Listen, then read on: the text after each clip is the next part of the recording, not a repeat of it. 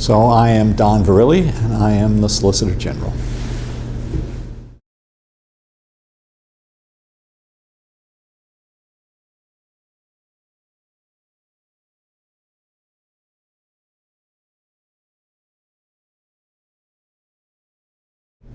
I was an undergraduate at Yale, graduated, and then went on to Columbia Law School and did pretty well at the law school.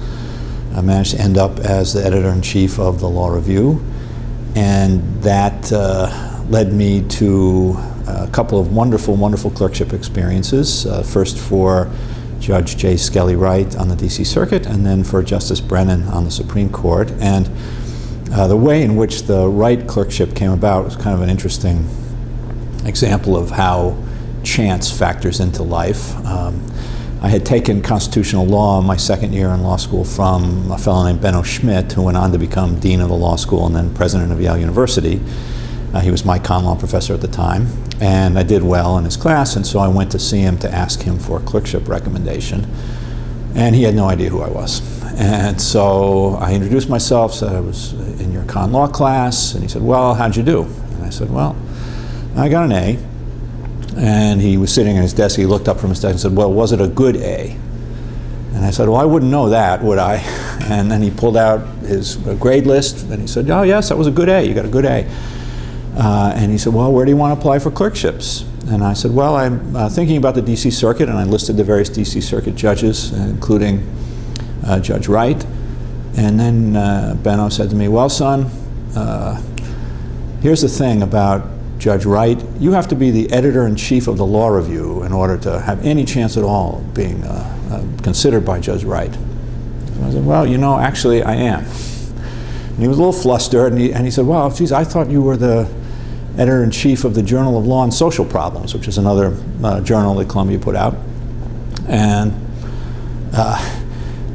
I then pointed out to him that, well, it was true that the editor-in-chief of the Journal of Law and Social Problems had an Italian surname, but her name was Barbara Brizzi.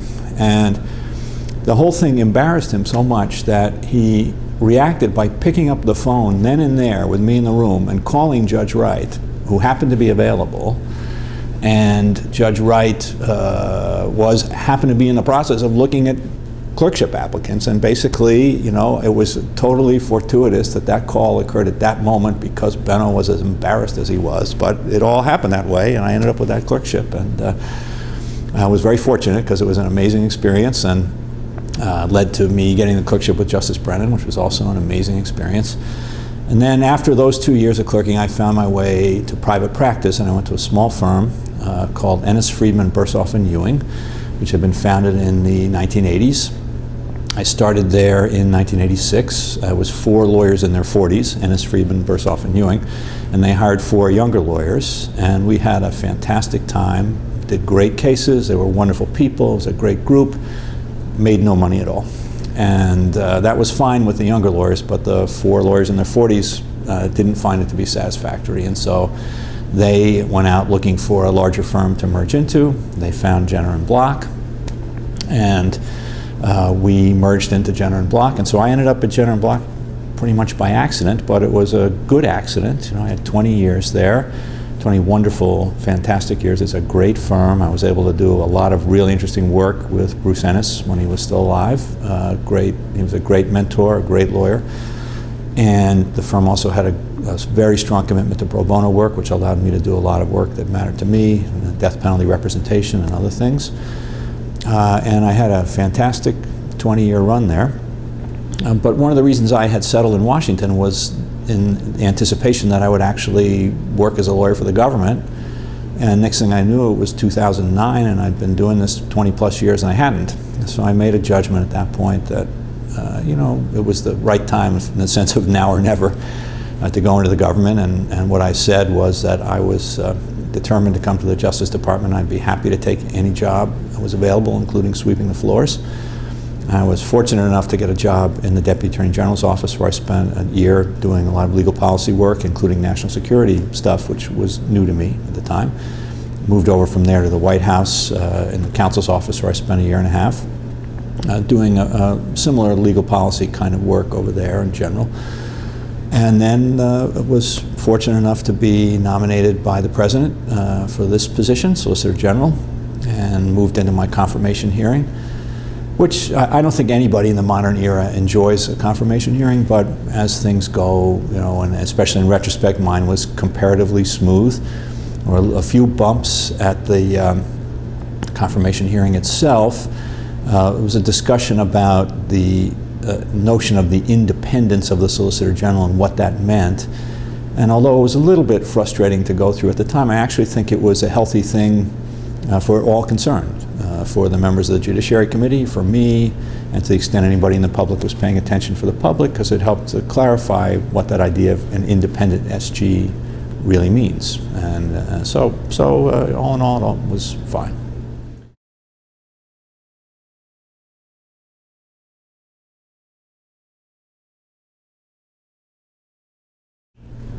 The Office of Solicitor General represents the United States government in briefing and argument of cases before the Supreme Court. And that entails, of course, more than just the briefing and argument. It entails making decisions about when to ask the Supreme Court to take a case in which the United States is a party. It entails decisions about when the United States should participate as amicus curiae and when it should not. It entails decisions about what the United States will say in the cases where it is taking the matter to the court or participating as amicus, and what we won't say. And in addition to that, representation of the United States, and by the United States I mean the United States government as a whole, and also individual agencies and departments, and sometimes individual officials of the government. In addition to that work in front of the court, by law, the Solicitor General has to approve every appeal that the United States takes when it loses a case in the lower courts. And the United States loses a lot of cases every year, about 2,000. So about 2,000 times a year, I've got to make a judgment whether to authorize an appeal. And that's a fairly elaborate process. You might think, given how frequently it occurs, that it's a rote thing, but it really isn't. The lawyers in the executive branch and the Justice Department actually put a great deal of work into the judgments that are to be made about whether to seek an appeal in a case. If it's a criminal case, for example, the lawyers in the U.S. Attorney's Office who tried it will write a memo recommending whether they think there should be an appeal. That'll then go to the criminal division here at the Department of Justice, and the lawyers in the criminal division will write a memo themselves analyzing the question. Then it will go from the criminal division to an assistant solicitor general, a younger lawyer in this office, and that lawyer will write a memo with a recommendation. And then the deputy solicitor general, who's got the responsibility for that area, will put a recommendation on top of that, and that whole packet will then come to me as solicitor general to make an up or down judgment. And as I said, about 2,000 of those a year. So if you do the math, if I work 300 days a year, that's 6 or 7 every day. So it's more or less, pretty steady assembly line. They come through all the time. So that's a part of the job that is significant and requires a fair amount of investment from the lawyers in the office and in the executive branch generally. And then we do participate also in legal policy matters that aren't strictly bound up in cases before the court. Part of the Solicitor General's defined responsibility is to assist the Attorney General in carrying out the Attorney General's functions, and that can include providing guidance and providing advice and input on legal policy judgments that have to be made across a wide variety of areas, and that's something that I've participated in during my time here, and the lawyers in the office have as well.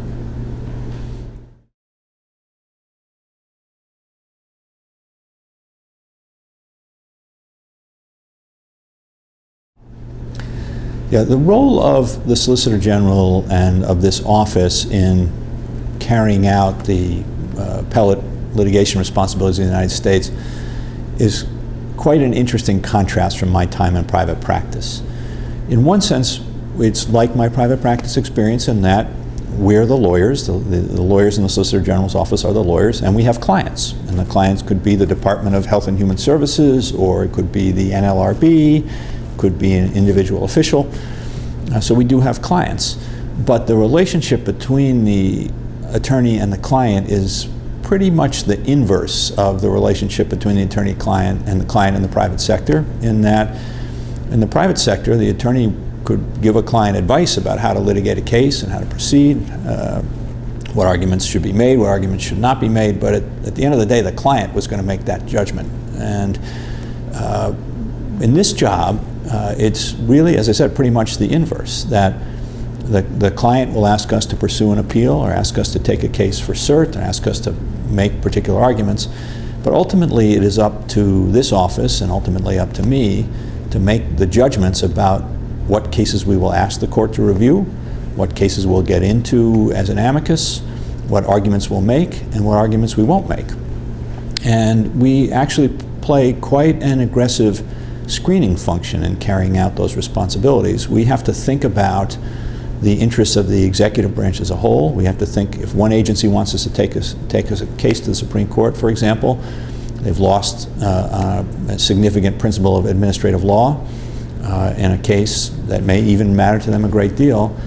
Part of the judgment that we've got to make in a situation like that is this the right case to take to the Supreme Court in order to try to establish a principle, say, of administrative law that is going to be of importance to every agency and department in the executive branch. And if it's a case that doesn't present the issue in its best possible light, if the factual record isn't that favorable, if the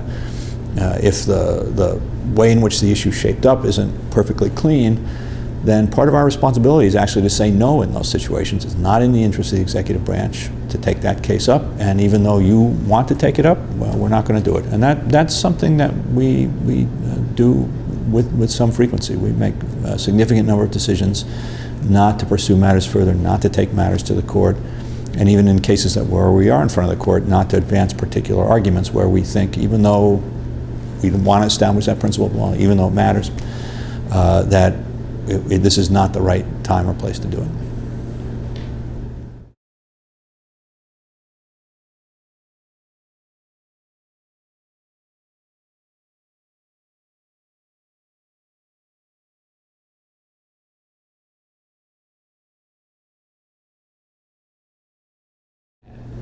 So, the question of what this office does and whether it represents the interests of the administration or the interests of the United States is really a complicated one. I think the place to start is to think about the touchstone for our decision making. And the touchstone for our decision making in this office is the long-term interests of the United States. We evaluate everything we do in terms of our best assessment of the long-term interests of the United States. And in the vast majority of our work, the long-term interest of the United States just doesn't vary from administration to administration. We defend federal agencies when their actions are challenged. We seek to uphold convictions that have been obtained by federal prosecutors under the federal criminal law. We defend federal officials when they've been sued for damages. And we do that with consistency from administration to administration. There are some number of cases, small number of cases, in which judgments may differ about what the long-term interest of the United States is from administration to administration, based on legal policy judgments that I think everyone would consider are legitimate legal policy judgments for an administration to make. I can, for example, some administrations enforce the environmental laws and antitrust laws more robustly than others. We have an example of that just from last term, the Federal Trade Commission against Actavis case. That was a case in which the question was whether the antitrust laws ought to apply to these agreements called pay-for-delay agreements between brand name pharmaceutical companies and generics to settle patent suits. Now, previously, the executive branch had taken the position and articulated it in courts, including the Supreme Court, that those kinds of agreements to settle patent suits should generally be immune from antitrust litigation. This administration reached a different legal policy judgment that thought that those kinds of agreements tended to harm consumers and ought to be subject to more rigorous antitrust scrutiny. So we took that position and advanced it in front of the court. So there are situations like that in which you can see some variation in legal policy judgments, but I think the best way to think about those is those are just different judgments about what we think is in the long-term interest of the United States. And we make judgments on those bases. One basis we never make a judgment on, and I think this has historically been true now, and I think just a rock-solid principle of the office is that partisan considerations, partisan political considerations, just don't play any role in any judgment we make. And even with that touchstone in mind, that, it is sometimes the case that the judgments that this office makes and that the department makes about what position the United States should take in a case are not identical to the position that the president might want to take. There are a couple of historical examples of that. One is, and they're not exactly examples of conflict, but they are examples of disagreement that have to get worked out. And one well-known example goes back to the 1960s when this office was charged with the responsibility of defending the constitutionality of the Civil Rights Act of 1964. And Archibald Cox, legendary Solicitor General, was faced with a choice of what constitutional theory to advocate in defense of the constitutionality of the law. He could have advocated the position that it was a law that was justified as an exercise of Congress's power under Section 5 of the 14th Amendment to enforce the guarantees of the 14th Amendment. He could have decided to justify the law as an exercise of Congress's commerce power. The President Kennedy at the time, very much wanted the Solicitor General to argue that it was an exercise of Congress's power under Section 5 of the 14th Amendment. And the Attorney General, I think, wanted the same thing. But Solicitor General Cox resisted that judgment, thought the better legal judgment, the better way to win the case, and the way to approach the case most consistent with the overall institutional values of the United States and of this office was to argue the Commerce Clause rationale and not the 14th Amendment rationale, in part because the 14th Amendment rationale would have required the court to overrule one of its 19th century precedents, and the Solicitor General thought that would be an ill-advised thing to take. So there was disagreement there, but resolved in that way. In the Board of Regents against Bakke in the 1970s, there was also a well-known disagreement between this office and the White House about what position the United States ought to take on the question of the constitutionality of affirmative action programs in public higher education. And that, again, worked itself out through a process of engagement between the White House and the Department of Justice. But those are a couple of historical examples. So it does happen from time to time.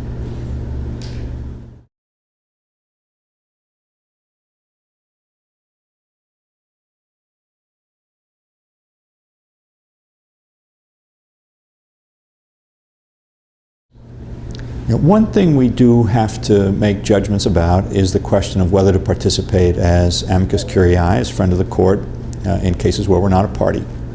I think the best way to understand that is for me to talk about the process that we use to make those decisions. It's a very elaborate process. It will begin, if the court has granted cert in a case, the process will begin with a lawyer in the office, an assistant, sending out a request for views to the various parts of the executive branch, any agency or department that the assistant thinks might have an interest in the legal issue that the case presents, and then to any division within the Justice Department that the assistant thinks may have an interest. And then anybody who gets a request for views, who wants to submit views, will prepare a memo, and those memos tend to be quite elaborate, laying out a justification for why it would be in the interest of the United States to participate in the case, what position we should take, why we should take it, how we should argue it. And we can often get memos from different executive branch agencies and different divisions within the department that disagree with each other. Some saying we should go in, some saying we shouldn't, some saying we should go in on one side, some saying we should go in on the other side, providing reasons for that. The assistant will gather up all those views and prepare a comprehensive memo and make a recommendation. And that recommendation will then go to the deputy in whose area of responsibility the case is.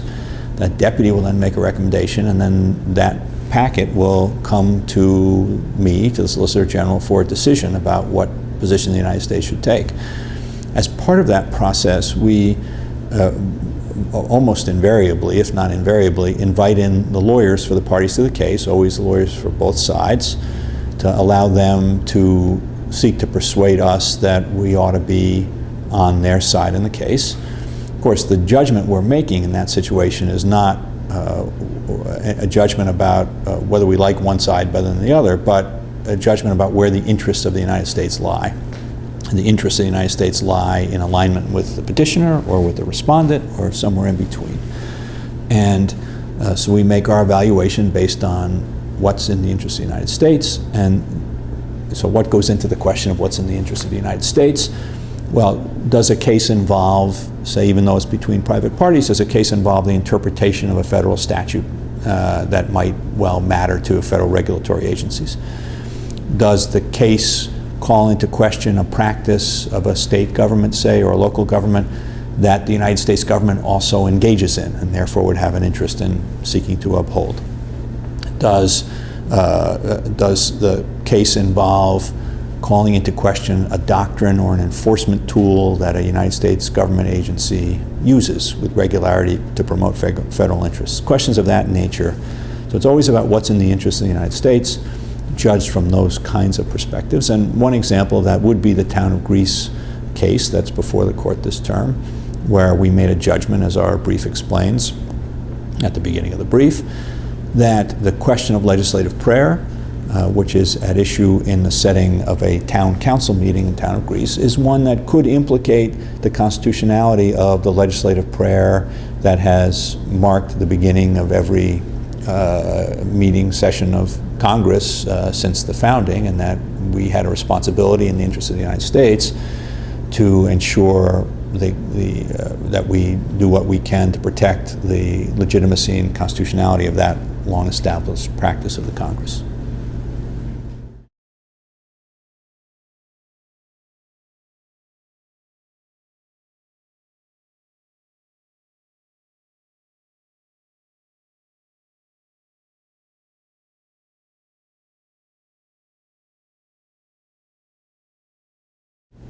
Now, I think every Solicitor General feels a deep responsibility to nurture and sustain what we think is a special relationship with the court. And it is, of course, this is the thing people refer to as the 10th Justice. When Justice Kagan was having her confirmation hearing, she jokingly said it's more like the 37th law clerk, and there's something to be said for that. I don't think anybody thinks that we're functioning as a 10th Justice. But the responsibilities we have litigating for the federal government translate into a gatekeeping function for the court in significant ways. We make judgments about what cases we are going to ask the court to review, and we only ask the court to review a tiny fraction of the cases that the United States loses in the lower courts. We're extremely selective about what cases we take up, and as a result, the court, I think, has historically and is continuing to place a significant degree of confidence in our judgments about when to ask for review, because the court does grant an overwhelmingly high percentage of the petitions that the United States files seeking review. So we play a gatekeeper function there. We're very selective, we're very careful, and that has an effect on the court's docket. We play something of a gatekeeper function too in cases in which at the certiorari stage the court asks for the views of the United States about whether the case should be granted. We'll survey those cases when the court asks us. We'll go through a process similar to the ones I described earlier in figuring out what the position of the United States ought to be as an amicus, try to come up with a judgment about whether this is a case that the court should hear, and provide our judgment about that. Now, the court doesn't always agree with our judgments about that, but we do play a shaping role there. And then, in addition to playing that gatekeeper function, the most critical thing, and I think the reason every Solicitor General feels a deep sense of responsibility to nurturing this relationship, is that it is based on credibility. And it's a credibility that's been earned over time, that matters a great deal to the United States. It matters a great deal just as a practical matter to the United States in terms of our ability to be as successful as we can in litigating in front of the court. But it also matters in a much deeper professional and personal sense to the lawyers in this office who litigate before the court, they take their responsibilities very, very seriously. So that translates, for example, into us feeling a very strong duty of candor. So if we feel obliged to point out to the court unfortunate facts in the record that may not shed the most favorable light on our case, if there are adverse precedents or difficult precedents, we feel bound to point them out in a way that a private litigant might not. We are extremely careful not to push any of the court's precedents beyond the readings that they can fairly bear. Sometimes we even engage in a process called confessing error, where a case where we've won in the Court of Appeals, but we decide that the basis on which we won the case is one that just can't be justified. We will tell the court that, and we will actually sometimes argue affirmatively that the case should be, the case that we have won should be reversed. And so that duty we take extremely seriously. And you know, there's a way in which this office, though certainly it's a part of the executive branch, is embedded in the judicial process, embedded in the Article III court system in a way that no other part of the executive branch is. We actually have an office at the Supreme Court, and I think the Vice President has an office in both the executive branch and the congressional branch. But apart from that, the Solicitor General, I think, is the only other person in the office in the federal government that has a physical office in two different branches of the government, here at the Department of Justice and at the court itself. And then, you know, we've been there since 1870, since the first Solicitor General, Benjamin Bristow, began arguing cases on behalf of the United States. We still wear the same cutaways, the morning suits that have traditionally been worn. I think that's a tradition that the current Chief Justice has every intention of keeping up, and that I therefore have every intention of keeping up.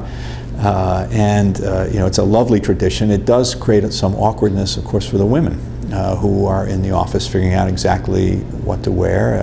When Justice Kagan was Solicitor General, she had to face that question of what to wear. And the women who work in the office now face that question. They've adopted a variety of approaches to it, from ignoring it entirely to trying to find some modified version of it that's suitable to them. And but it is, you know, it is quite a long-standing and lovely tradition.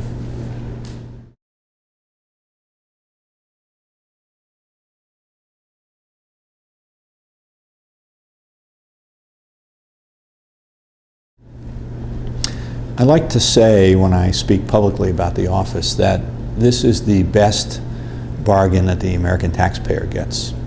I have a budget of about $10.5 million.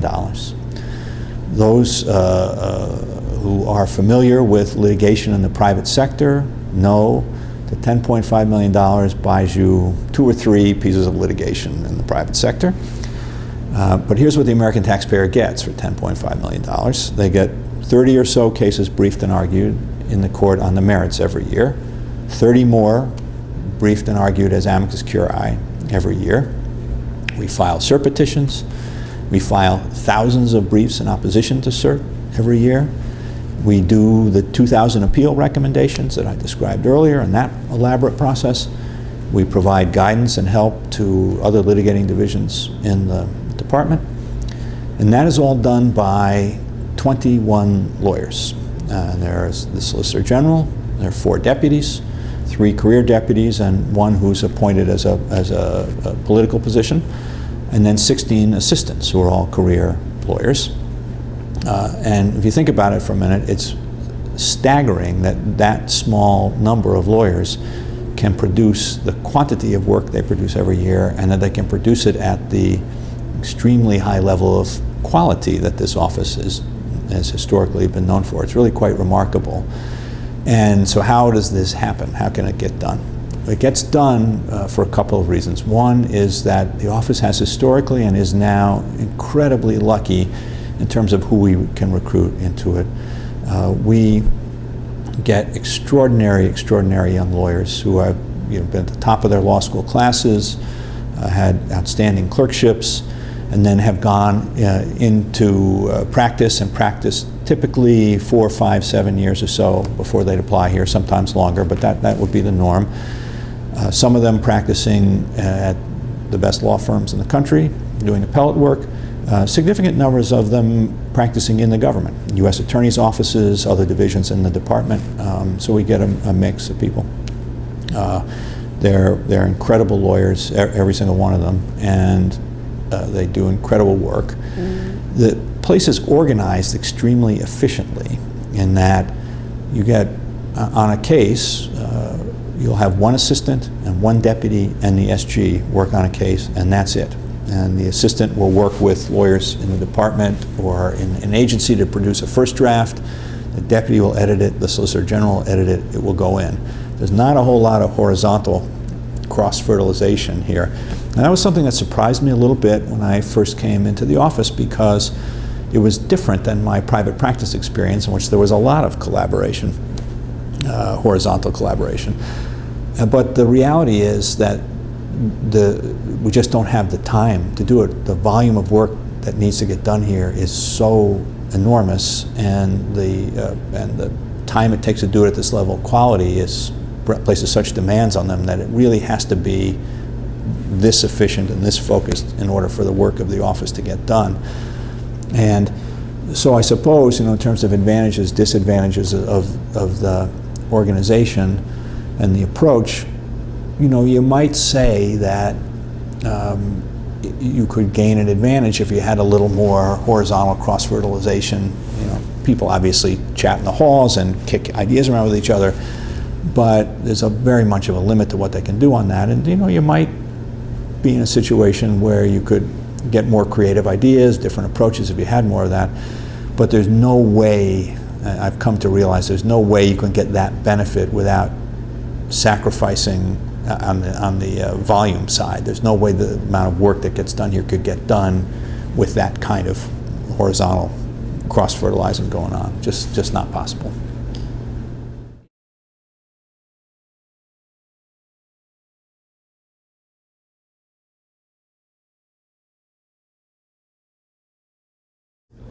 The deputies have particular dockets. Michael Dreeben has the criminal docket, and then the civil law docket is divided up between Ed Needler and Malcolm Stewart, and they've had those substantive responsibilities. They've been here for years and years. They've had those substantive responsibilities for years and years, so they have extraordinary depth of knowledge and extraordinarily deep understanding of the people in the executive branch are doing the work in the areas that they're responsible for. And that's an incredible asset. It's just an incredible asset. They know everything. And one of the things that's most important about this office is exercising good judgment. And their ability to exercise good judgment is built on that depth of knowledge. They've seen so many circumstances, seen issues arise in so many different ways. They know how we can get into trouble if we push something. They know when to push, when to hold back, and that comes from experience. The assistants tend to be more generalists. They will have some focused areas of responsibility just because efficiency makes sense to do it that way. It's just more efficient. But they will do some criminal work and some civil side work. They'll tend to work with all of the deputies, and I think they like it that way. Each deputy has particular strengths that the assistants can learn from and grow from working with, and so they will tend to be more generalists and move around among the dockets of the various deputies.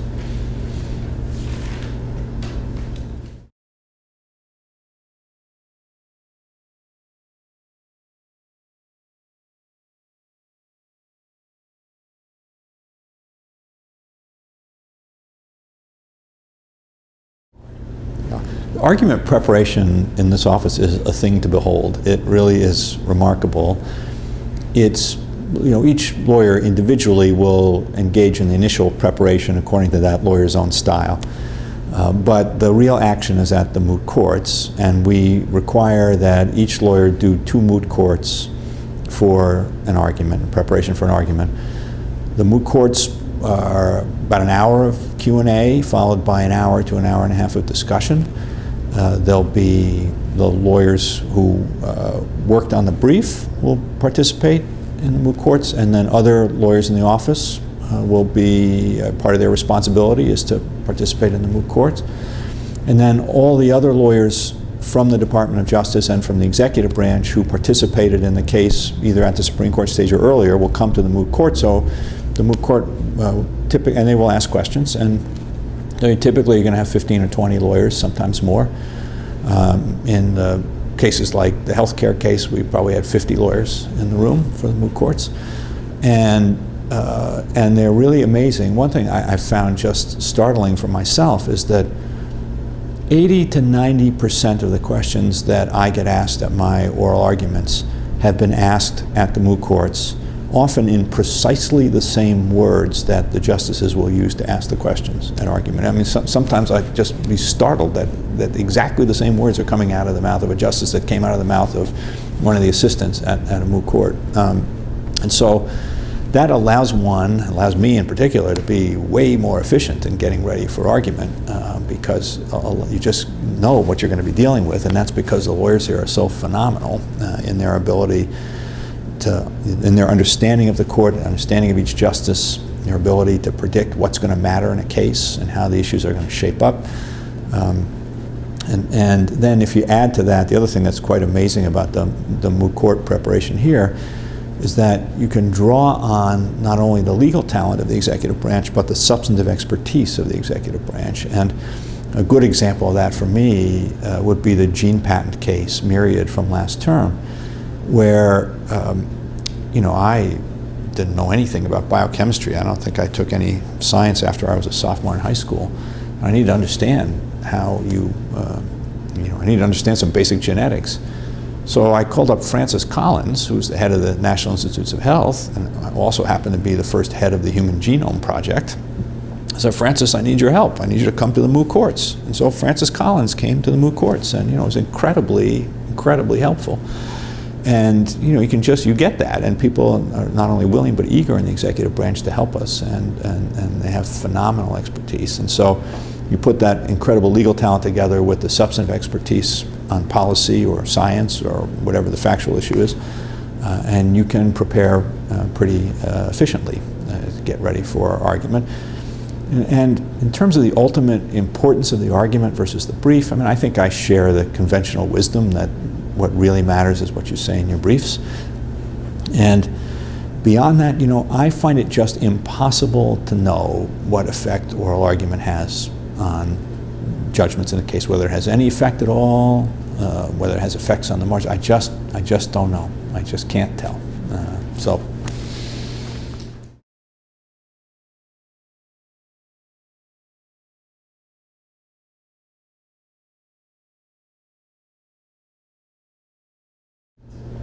Now that I've been in the job 2+ years, I think the two traits that matter most to being effective, being a good Solicitor General, are leadership and decision making. I think this is a leadership position. There is a team of lawyers here that was under extraordinary stress and has an extraordinarily important set of responsibilities to carry out, and they need to be led effectively and supported.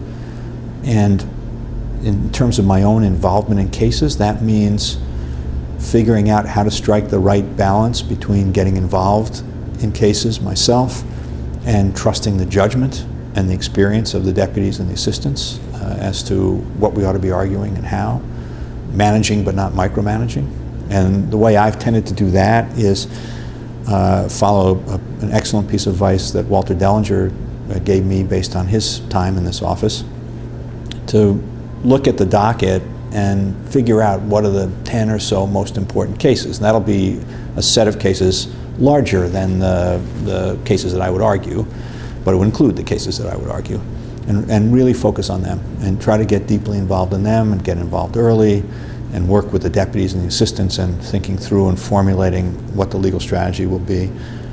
And then on the remaining cases, essentially trusting the judgment of the assistants and the deputies. Now I review, as Solicitor Generals have done, Solicitors General have done throughout the time of the office. I review every brief that goes in, review and edit every brief that goes in. I tend to get them 3 or 4 days before they're due, in cases apart from the first category I described. And with respect to those, there's not a whole lot you can do in 3 or 4 days. Probably be unwise to try to do a whole lot in 3 or 4 days. And so, I review them and make sure I'm comfortable with them. But in most of the cases, I'm really just trusting the judgment of the deputies and the assistants about the right way to handle the case. And then there is a set of cases that I would say reflect my own personal legal judgment more. And so I've tried to be an effective leader within the office that way. And then I've tried to be an effective leader in the sense of representing this office effectively within the department and within the executive branch to make sure that our position is respected and our role is respected and our views are respected. And I think that matters a great deal. The other thing that I think matters even more, though, is making good decisions. Really, when I take a step back and look at this 2.5 years, it's mostly about making decisions. The SG makes a lot of decisions, from these basic decisions about whether to appeal, to decisions about whether to participate as an amicus, to decisions about how to argue cases. And you got to make those decisions well.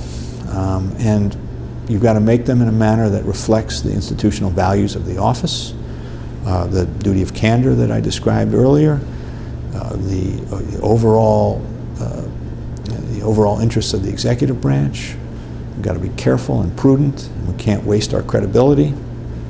But at the same time, I've come to appreciate that there's a real responsibility that goes with making these decisions, and that events are not foreordained. Events can unfold in one direction or another, and the way that the Supreme Court decides a case can have an important effect on whether history takes one path or another. And therefore, the judgments that I make in this job, which may or may not, but may have an influence on the way the court decides a case, its bottom line, or even how it articulates its rationale for deciding a case, could actually really matter in history going down one path versus another. And that's a weighty thing. And it's an extremely rewarding part of the job. It is the rewarding part of the job, really, for me, trying to exercise judgment effectively and make the right decisions for the right reasons. But I do think that is the most important thing that an SG does, is in order to be a good SG, is make good decisions. Make good decisions across the full range of what I described.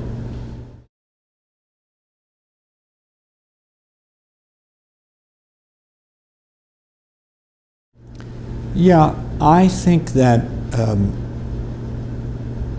for me, there's several cases where I feel like I was significantly involved in the process of deciding how we were going to present the position of the United States. Healthcare was certainly one of them, and the gay rights cases from this past term, Perry and Windsor, were also examples of that. And without going into the internal deliberations, which wouldn't be appropriate for me to go into, what I will say about it is that, I did really immerse myself in those cases, trying to think through the best way to present the position of the United States. The way we presented our position, I feel good about, because I feel like it reflected judgments that I thought were the right judgments to make. And so when I look back on this experience, I think I'll look back on those cases, others too, but in those cases say, well, I really feel like that I did the job in a way that I can feel proud of, and I made decisions that were good decisions.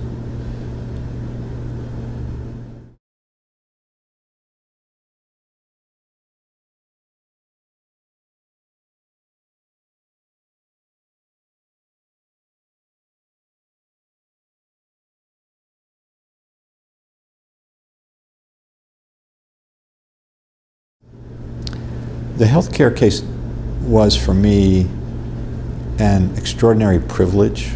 Being in this position at this time when that case was before the court was just an amazing thing.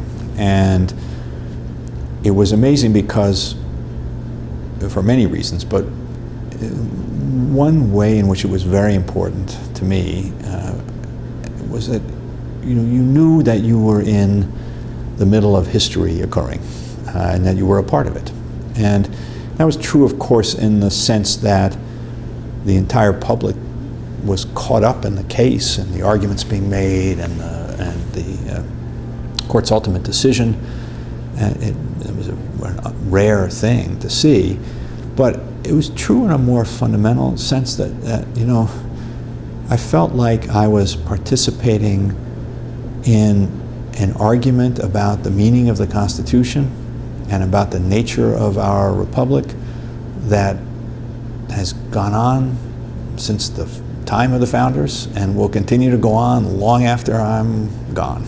And it's about defining what we are as a country, what our founding document means, and that it's just awe-inspiring to think that I got to play a role in that at one moment in this ongoing dialogue, this ongoing debate that is at the core of our history as a country.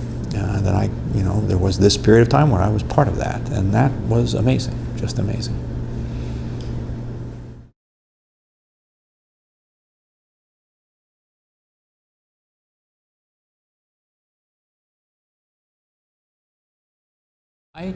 I have no idea what effect, if any, my time here will have over time. I don't have any idea, what the long-term consequences of me being here will be. I do think I was able to do the job effectively for a couple of reasons that were maybe ironic, in that, when I was nominated, I of course was working in the White House as deputy counsel to the president, and it had never happened before that somebody in the White House had been nominated to become Solicitor General. And there was a concern, I think, that articulated by some, that this might be inconsistent with the independence of the office to have somebody come from a more political setting to do the job, and that it might really raise issues about the independence of the office.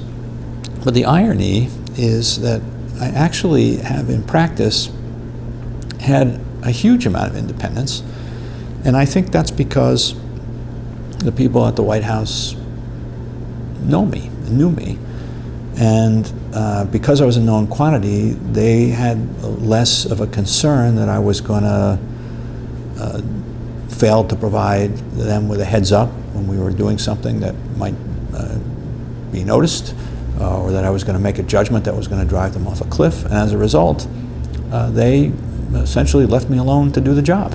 And I've been able to do that, and I think I've been able to set a tone that we make our judgments here based on what's in the interest of the United States and in a manner that's consistent with the long-term institutional values of the office.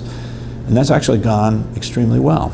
And I was lucky in another way too, in that by being in the White House and also being in the department in a different job, I got to know the agency general counsels very well and other lawyers in the executive branch very well.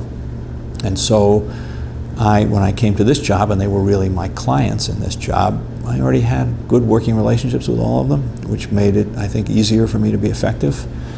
And I also had an understanding about how the executive branch works and the need for process and how important it is to make sure that everybody who's got a stake in a judgment that we're going to make here, anybody in the executive branch, has a chance to be heard and has their views taken seriously. And if we're not going to go the way that that agency or department wants us to go, that agency and department gets an explanation from me, if they want it, as to why we made the judgment we made, and the legitimacy of that judgment, so that they feel comfortable that they were heard, that the process was fair, and that the next time around the judgment may go in their favor. And having a sense of that coming into the job allowed me, I think, to be more effective quicker, And I think had I come to it cold, I might not have had that same sense. So there's certain ways in which what I did before gave me some advantages going into this role and exercising these responsibilities. But as I said, beyond that, who knows? I just have no way to evaluate it.